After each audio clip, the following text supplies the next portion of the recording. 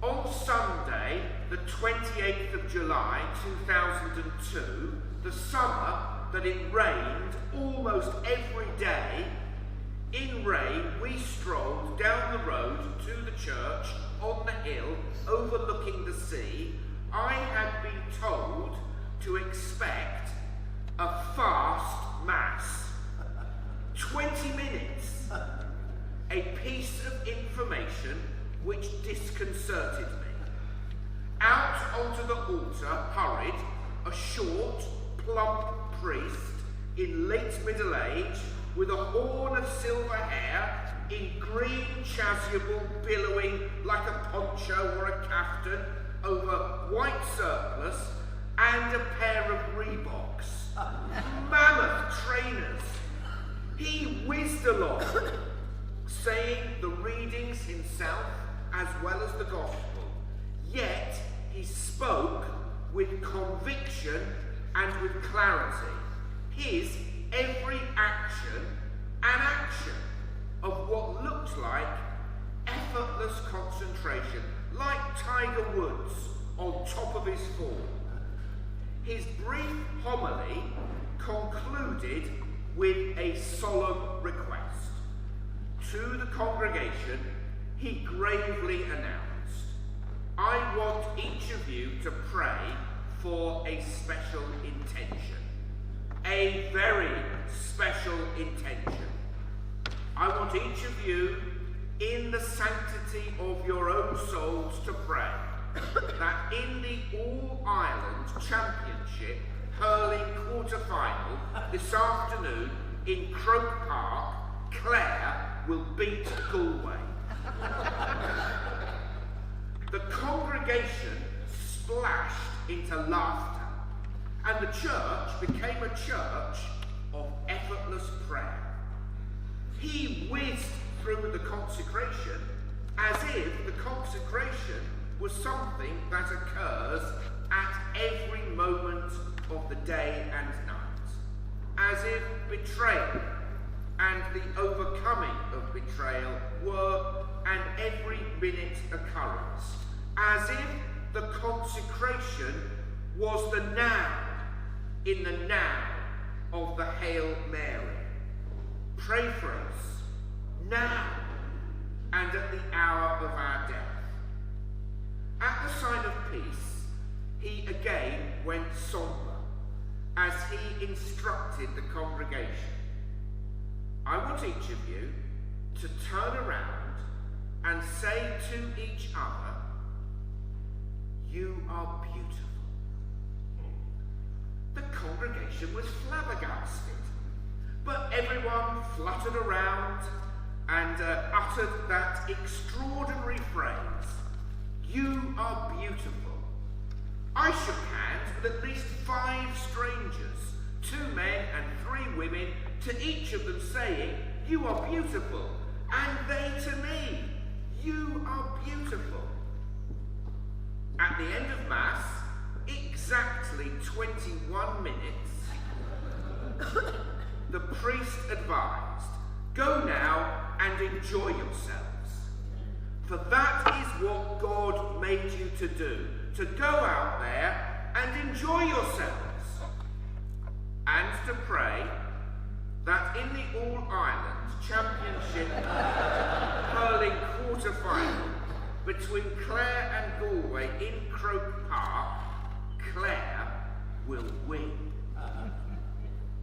After Mass, the rain had drained away into a tide of sunlight, on which we sailed out to St. Macdara's Island and dipped our sails, both of us smiling, radiant sinners, in a game of pure delight.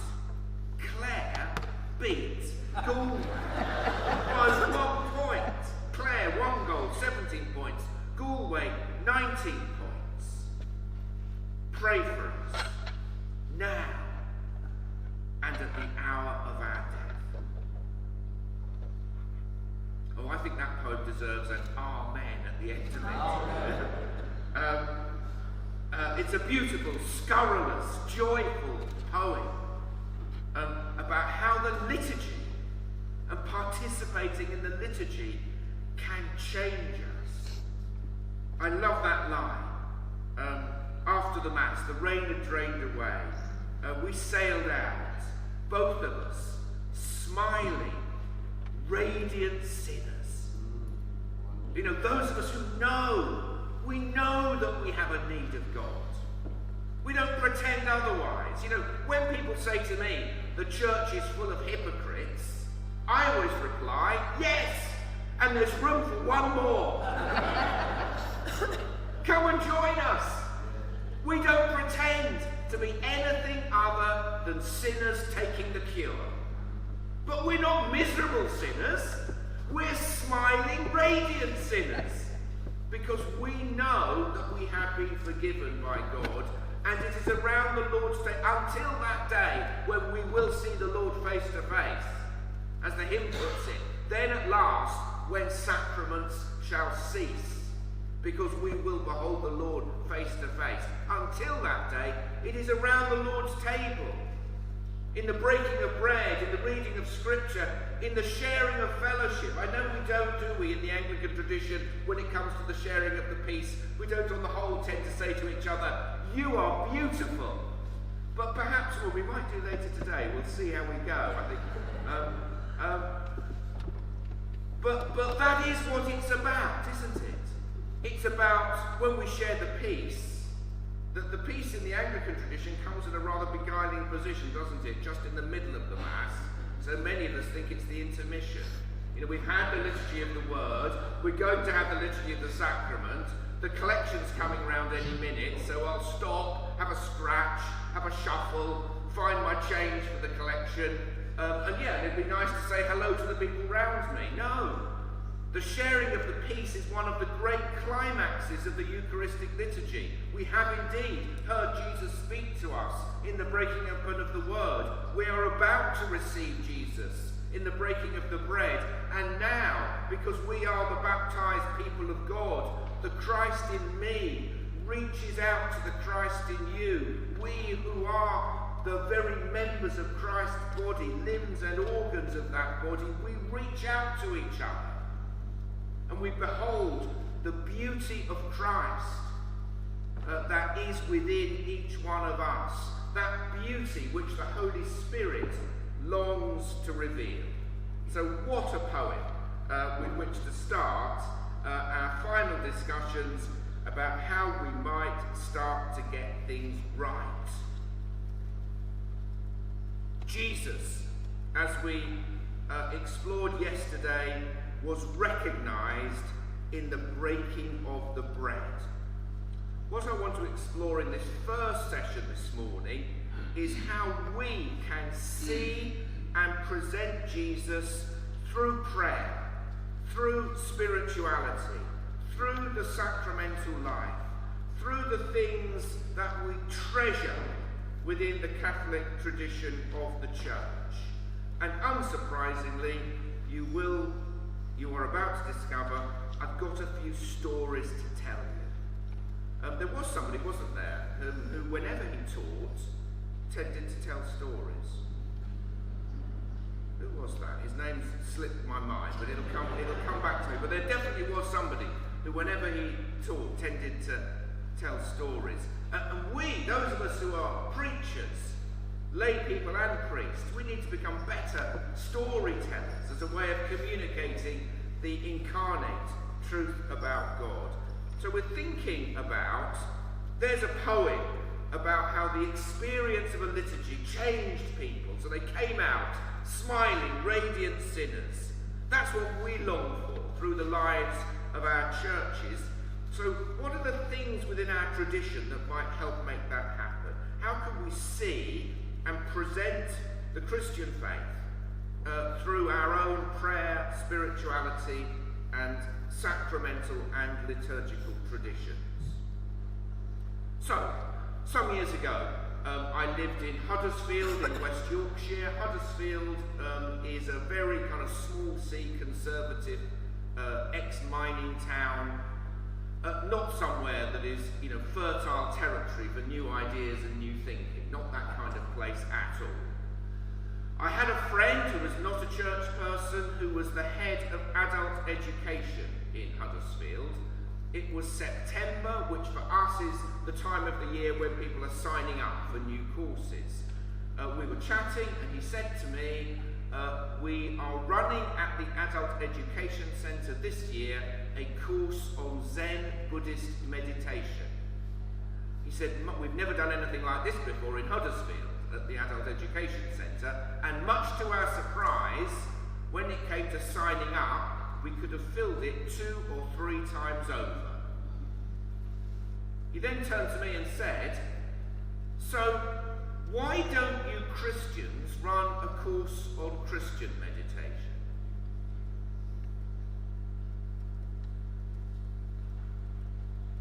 To which I think the honest answer is, it never occurred to us. I think that's the honest answer. It never occurred to us. And the reason it never occurred to us is because we are still operating that come to church policy that we were talking about yesterday. We know there's a few people who might be interested in coming to church and we long to gather them in, but we've kind of lost confidence that the vast majority of people might be interested in what we have to offer. And even if you are interested in what we have to offer, you have to enter through the door of doctrine first. That has been what shaped our evangelism and our whole mission for probably several centuries. So what I mean by that is, if you want the good stuff, and the good stuff is the sacramental life of the church and the spiritual traditions of the church, if you want the good stuff, you have to enter through the door first. And that, I don't just mean the physical door, though you do need to enter through that, you also need to embrace the doctrine of the church. And therefore our evangelism is based around trying to present that doctrine as winsomely and as effectively as possible.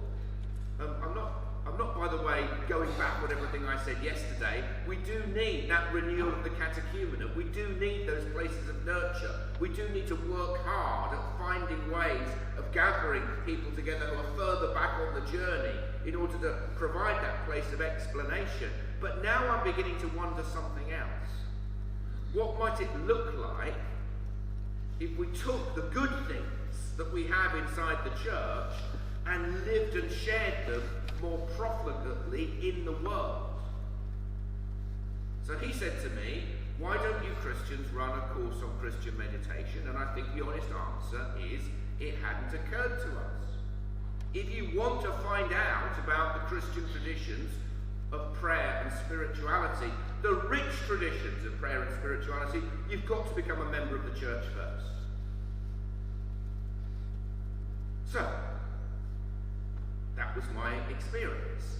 Because I'm a priest and a preacher, I am cursed by the fact, other preachers and priests will I think here empathise with me, I'm cursed with the thing that everything that happens to me in life, I evaluate for its potential as a sermon illustration. And I thought, even while he's talking to me, I thought, this is going to make a great sermon, telling people about this story. And here I am years later telling you about it. So, fast forward a few years, I'm no longer living and working in Huddersfield.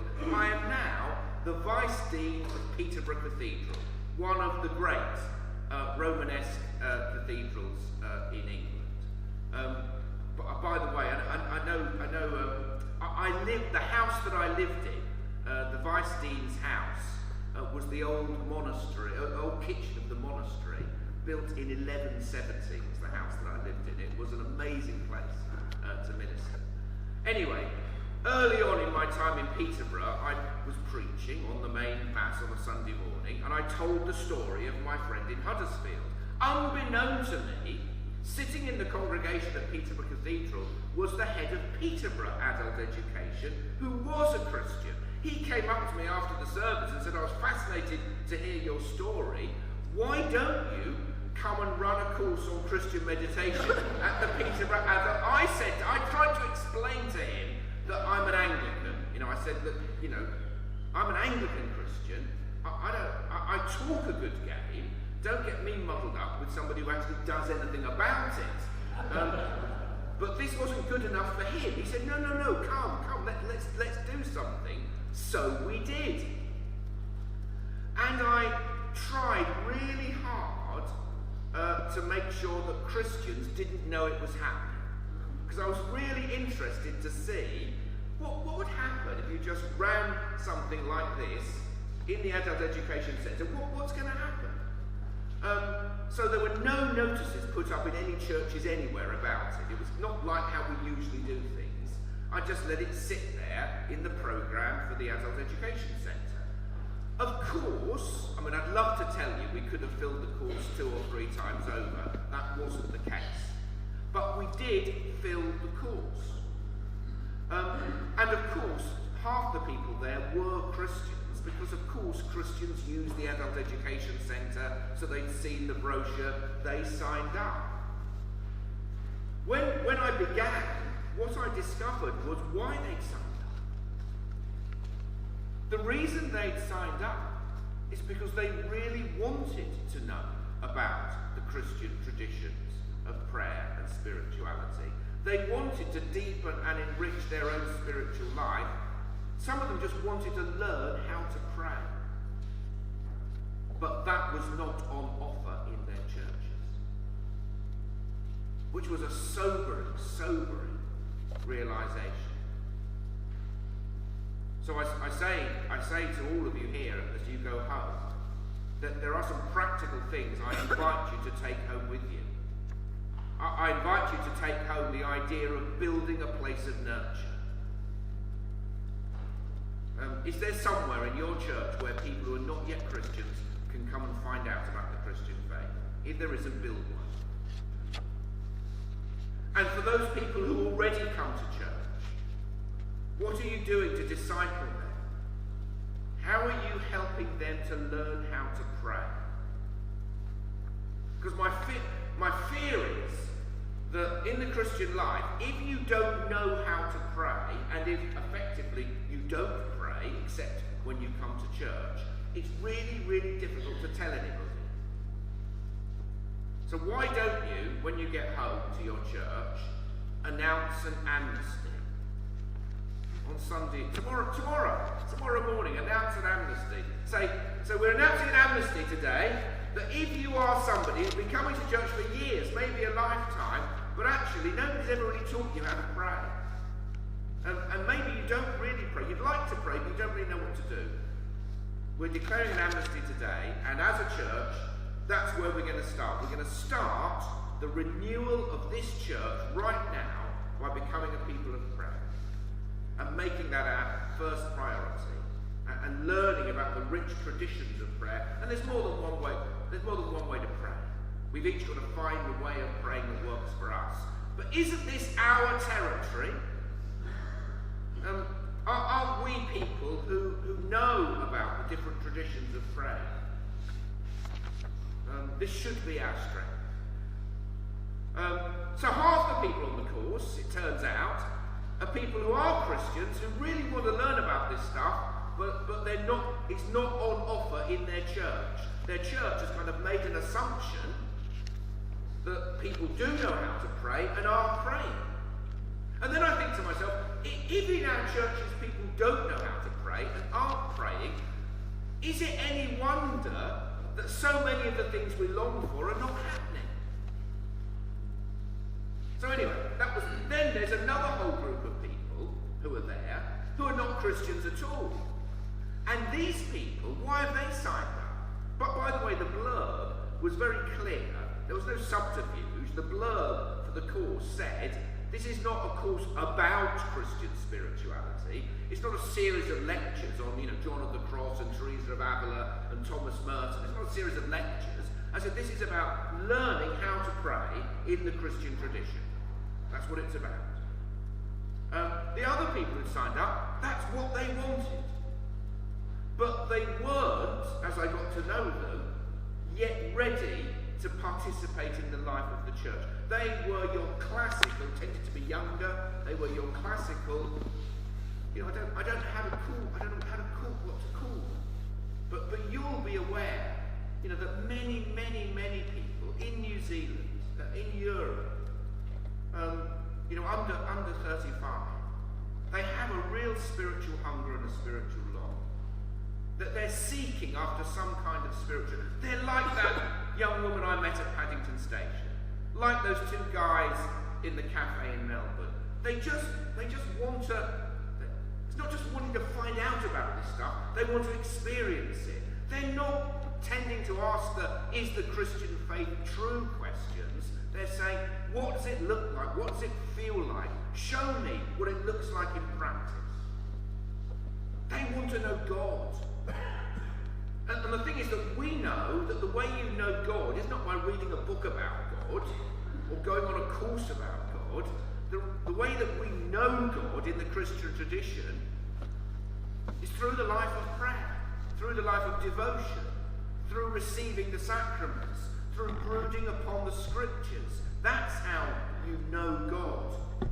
Because God for us is not an interesting set of propositions, not an idea. God is as God is revealed to us in Jesus Christ. And we know that you can know God personally. We know that when we come to the altar and hold out our hands, we know that we are receiving Jesus. We're not remembering Jesus. We are receiving Jesus. That by the Holy Spirit, He comes to us. So when I've told this story before, sometimes people have asked me, so what did you do on this course? And the answer is, because I'm no great expert in Christian spirituality, the answer is that I did what I do with anybody who wanted to learn how to pray. And so very quickly, we started praying. Because I said there's no other way of teaching this stuff except by experiencing it. And I was kind of half apologising to the people there who weren't Christians, but that's what they wanted. It was the Christians who had more trouble with that. The Christians in the room were much more anxious about actually praying than the people who weren't Christians. Because that's what they wanted. They wanted to know what it looks like. So I want to provoke you by that story. To say, are there ways? I don't pretend to know what they would look like in your parishes. But are there ways in which we can take the good things that sustain us in our life of faith and somehow live them, present them, share them in the marketplace of the world? Particularly when it comes to the riches of our spiritual traditions. What might it look like to offer those a little more profligately to the people we are called to serve? At the same time, I wonder whether we need to reimagine our liturgy. The liturgy that we love so much, we may end up embracing it so tightly it frightens other people away. Let's be honest about ourselves. Are there ways in which we can make our liturgy more inviting to those who are on the fringes, or these people whom we might begin to encounter in the communities? I don't know what this looks like. I simply offer it to you as a question. But certainly one thing that we've been thinking about back home is we have this phrase back home. Well, we went on pilgrimage. I think some of you have been interested in the Chelmsford Diocese and asked me questions about it. Somebody asked me the other day, what's the oldest church in the diocese? The oldest church is St. Peter's on the Walls, which was built in 654. The person who evangelised Essex, where I live, was St. Ced, the brother of St. Chad. He was a monk on Lindisfarne in the north of England. He came down the east coast of England with a few brothers. They landed on the Dengie Peninsula at a place that's now called Bradwell. There was a Roman fort there. The Romans had left and the Roman fort had fallen into ruin. He took the stones from the Roman fort. He built a church. That church still there today. And it's a great place of pilgrimage for us. And so we have a big annual pilgrimage there. It's a place I go to often and take people. We went there as a sort of senior team a couple of years ago, and we realised that we were doing it all the wrong way round. We were going there as a place of pilgrimage, but that was never what St. Ced intended. St. Ced built that church not as somewhere that we come to, but somewhere that we're sent from. And we suddenly realised that we got pilgrimage all around the wrong way. That these holy places, yeah, of course, they're great to go to these holy places, but we should go to those holy places in order to be sent from them, to learn afresh how to be the apostolic church. I mean, I found yesterday's visit very, very moving yesterday afternoon. And it was lovely to stay there, wasn't it? It was lovely to look around. But if we are to be true to the spirit of that place, then that is a place to be sent from, inspired afresh with a vision for serving the poor and for addressing the injustices of the world. That's what we should learn there.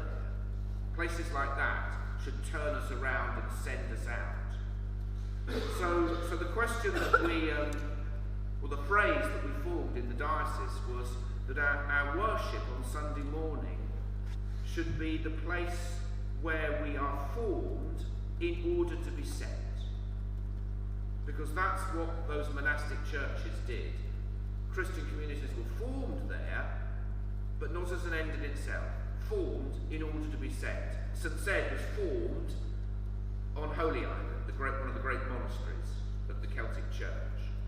He was sent out, and he built another church, and he formed another community, and those people were sent out. That monastic model of forming Christian communities in order to send them out, that should be the pattern in every parish church. Or put it another way, coming to church on Sunday should not be the hot bath at the end of the day, it should be the cold shower at the beginning of the day. But I reckon we tend to think of it as the hot bath. So life is difficult, life is pressured, we feel a bit beleaguered as a church, we feel on the back foot, many of our churches are in decline, we're not feeling confident about being the church. It's lovely to come on Sunday, it's lovely to have our beautiful liturgy. We sink into the hot bath of the church, we pour ourselves a large gin and tonic. We love it, we love it. Well, don't misunderstand me. I'm not telling you not to love it, but that is not what the Mass is about. I mean, can I just remind you what the word Mass means? Because Catholics do need to be reminded. The word Mass, let me give you an earthy Anglo-Saxon colloquial translation of the Latin word Mass. It means get out of here. That's what it means. Get out of here. The other thing is, and again, Catholics are not good at recognising this. I feel I can be rude to you because I'm shaped by the same tradition, okay? So don't be too uncomfortable. But I think we do need stirring up. The word Mass and the word mission are the same word. The word mission means those who are the sending out, the apostolic life of the church, the sending out life of the church. Mass means to be sent out. So it's a very funny thing to say we come to Mass. You don't come to Mass, you go from Mass. That everything that we receive around the Lord's table is given to us in order that we are sent out to live it and to share it. And if you're not prepared to do that, stop calling it Mass. Call it Holy Communion or something else. If you're not prepared to be the missionary church, the Mass church. And that's deeply in the DNA of the Catholic tradition, but we have lost a bit of confidence. I'm hoping that if this Hui does nothing else, it will restore our confidence. That that we really do have something very beautiful, very important to share for the whole church, but more importantly, for the whole world. So what would it look like if our liturgy on a Sunday morning, if we thought about our liturgy is the place where people are sent out from? What might that change about our preaching, our teaching, the way we do things? One thing which occurs to me, I don't know what happens in your church, but in many churches in England, the children will go out at a certain point in the Mass.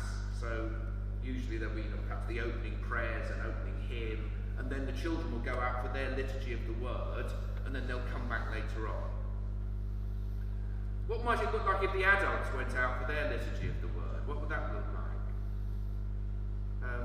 And it would first of all be a very monastic way of doing the liturgy, to actually give serious time to meditating upon the Word.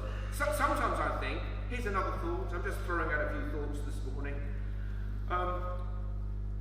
This is another thought we have in England, is another phrase we've used is, what about renegotiating the Sunday contract? Because there is a contract about Sunday morning, isn't there? But it's not written down anywhere. So I bet if I came to any one of your churches tomorrow morning and stood outside your church, I bet it tells me what time the service starts. 10 o'clock, 10:30, 9 o'clock, whatever. And I bet as people arrived, if I said to them, oh, I'm new here, I see that it starts at 10 o'clock, but it doesn't tell me what time it finishes. So, I'm new here, could you just tell me what time it finishes? I bet everybody could tell me. They'd say, it finishes, 11 o'clock, 11:15, 11:30, you can stay for a cup of coffee, but you're free to go by 11:30, definitely. I bet you they could tell me. And if you're for the priests here, woe betide the priest, even though that's not written down anywhere, woe betide the priest that breaks the contract. So in order to keep to the contract, you know that you've got to have 4 hymns, maybe 5 hymns. The sermon's got to be 10 minutes, maximum 15. So say tomorrow you think, I think tomorrow we'll have 17 hymns. And I'm going to preach for an hour and a half. That crazy bishop from England, he waited on for a long time. I think I'll do that. I mean, you wouldn't do it. So everybody, 3 o'clock in the afternoon, you're still there. That wouldn't happen. There is a contract. So one of my thoughts is, what about renegotiating the contract? I mean, it's weird, isn't it? I mean, you probably do this in New Zealand, we do it in England. You go to all that trouble of getting people to come to church on Sunday morning. It's a lot of trouble. You've got them there, then you let them go after an hour. I mean, no other organisation would be so stupid. And do you know what you do at the end of the hour? You usually, at the end of the hour, devote 5 minutes of that precious hour trying to persuade them to come back, wait for it, later the same day.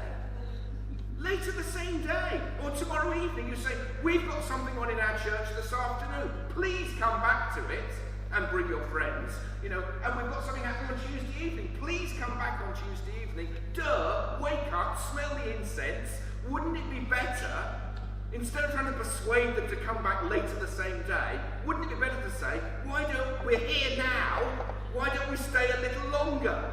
I mean, it's so bloody obvious.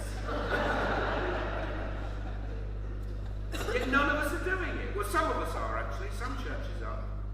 Some churches are doing it. Not very many. And especially as people lead such busy, pressured lives. So much better honouring of their time and commitment. And then I think, so generally speaking, the service, let's say it lasts about an hour and a quarter, most services. What would it look like if it was 2 hours? It's not that much longer. What would that look like? What could you do if even once a month everybody was there for another half an hour, 40 minutes? What could you do? And how might that be transformative? Might that be the place where we learn how to pray? Might that be the place where we brood upon the scriptures? Might that be the place where we learn more about how the faith we celebrate on Sunday overflows into our life on Monday. What might that look like? A reimagined liturgy where we're opening up space to do other things. It's frightening and challenging for us, but it could be transformative. And then the other thing I wonder about, which I think we could pay much greater attention to, is the Christian year itself. The Christian year, as we have received it, was developed for evangelistic and catechetical reasons, though on the whole we've forgotten that. So the origin of Lent is that final period of preparation before catechumens who were exploring the Christian faith were baptised and entered into communion on Easter Day. And it was the final period of a long preparation. We now have that as the season of Lent. I wonder what it would look like if we paid greater attention to the Christian year. So what would it look like if we said, well, at certain points in the year, we will give particular emphasis to those kind of one-off things we were thinking about yesterday, like that event for children and schools. We'd pay particular attention at this time of the year to those things. Then at another time of the year, we'd pay particular attention to trying to gather together those who wanted to find out more and running a pilgrim course, an alpha course. You know, it doesn't really matter, as I said yesterday, it doesn't matter what courses you run, but running something to help people find out more. And what about the opportunities that the individual bits of the Christian year offer us? I mean, an obvious example, and again, I'm sure many of you are doing this already, but an obvious example would be All Souls Day. What if we worked harder on those occasions to gather together the people who've been bereaved through the year? What if we wrote to them? What if we sent them a card? What kind of liturgy would we do that would be tailor-made for those people? I know some churches that are now holding a service on the Feast of Holy Innocents for children who've been abused and exploited.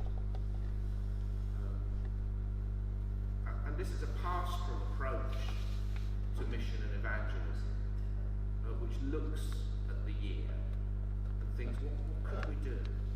And then, what about keeping our antennae out to what's happening in our communities? I feel confident that I know there's a number of you here from Christchurch. I feel confident that those of you from Christchurch, when there was that terrible shooting earlier in the year, I feel sure that your church has responded in some way. But how could we be better at doing that sort of thing? And my favourite story on this is a church again in Yorkshire, an ex-mining community. When the pit closed, and when the pit closed, it was like the heart being ripped out of this community. The local parish church had a requiem mass for the pit. Now you can't turn that into a mission strategy. That's just a one-off opportunity to bring the whole community into the life of the church.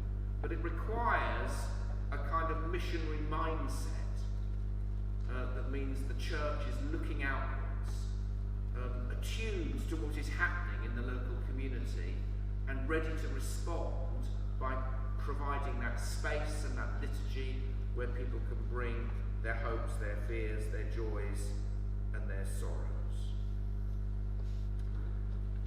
And lastly from me for this session, though I will get you to talk to yourselves in a moment, I'm very interested in our own cultures about the different ways people belong. And I think we probably need to let go of that gold, we talked a bit about this yesterday, we need to let go of that gold standard that coming to church on Sunday is the only way of belonging. We need to have more expressions of church, which are probably not happening on Sundays, but happening at other times of the week. We also need to recognise that some people are perhaps never going to come every Sunday, but it doesn't mean they're not committed. And one of the great gifts of the Christian year is you can actually establish other patterns of belonging through the year. So for instance, for those people who only ever come at Christmas, instead of making them feel guilty by saying, why don't you come every Sunday, why not instead say, well, you're the sort of person who comes at Christmas, well, you might come at Easter as well, and what else might you come to? And you develop patterns of services through the year whereby you will consciously build different communities where people express their belonging in different ways. Some research was done in England recently, and again I guess it would be similar if it was done here, about patterns of attendance. And the shocking finding was that in most congregations, the people who came every week was an amazingly small proportion. I mean, amazingly small. I can't remember the statistics offhand, but it was something like 10%. A tiny number came every week.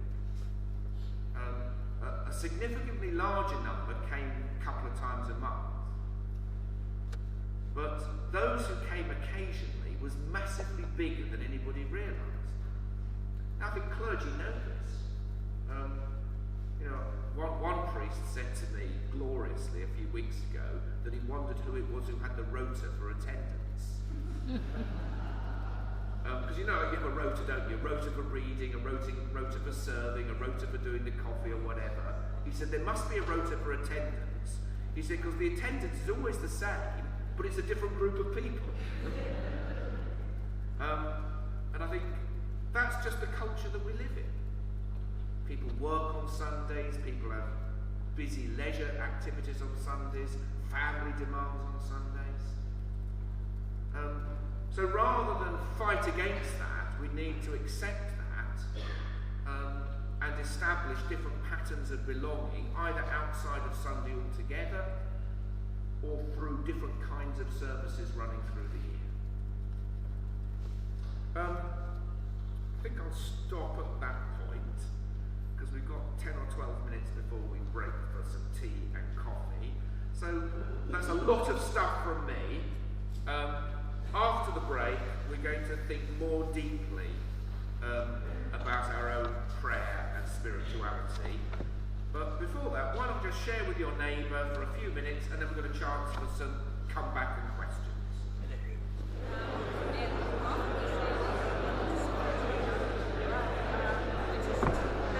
Okay, so shall we come back together?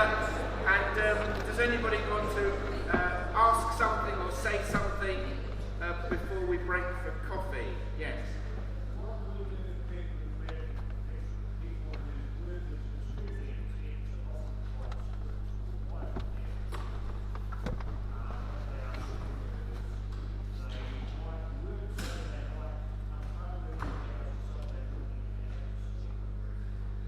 But speaking particularly about medical workers, though it applies to many, those who shift work and other, just make.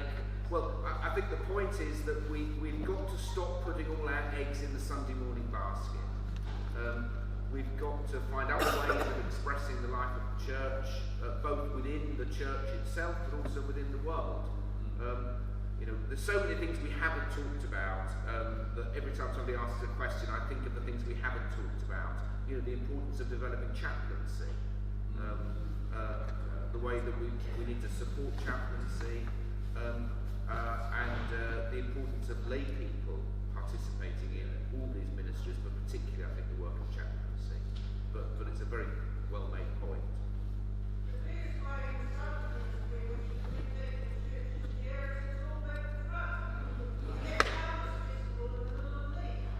Ah, yes.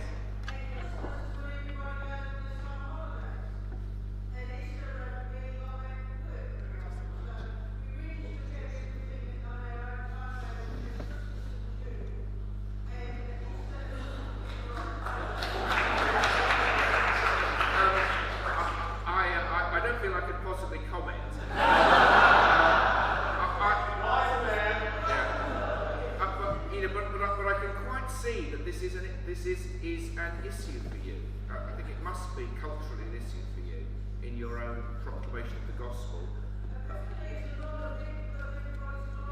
Yeah.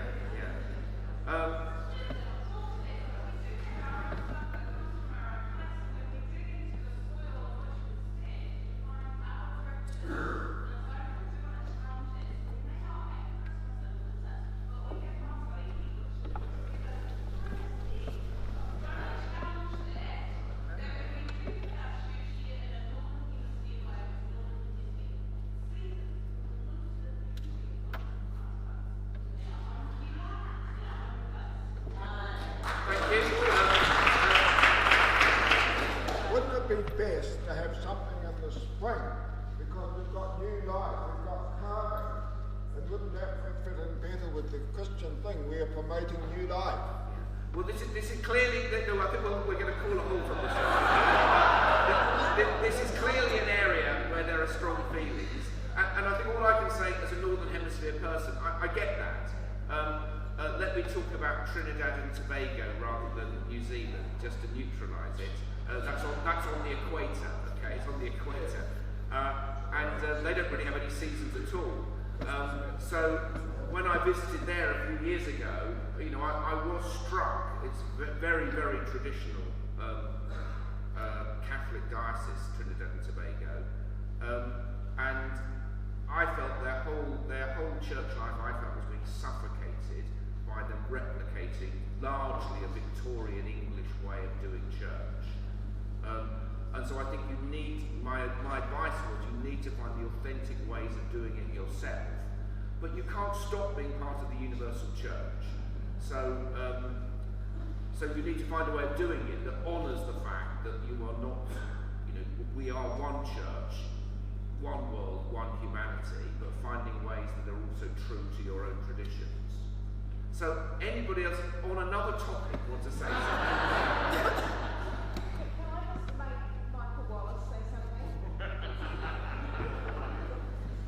Yeah.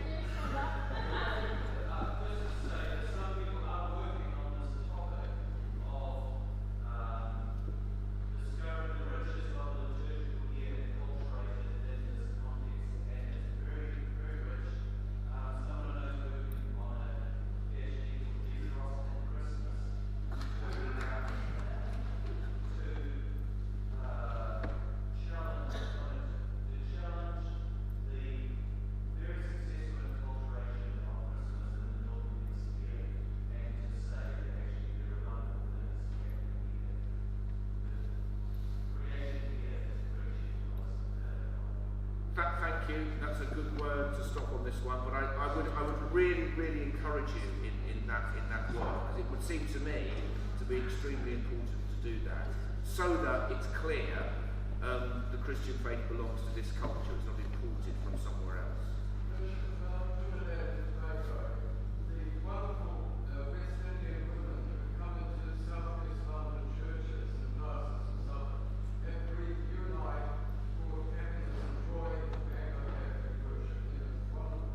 Yeah, they certainly have, where they've been received.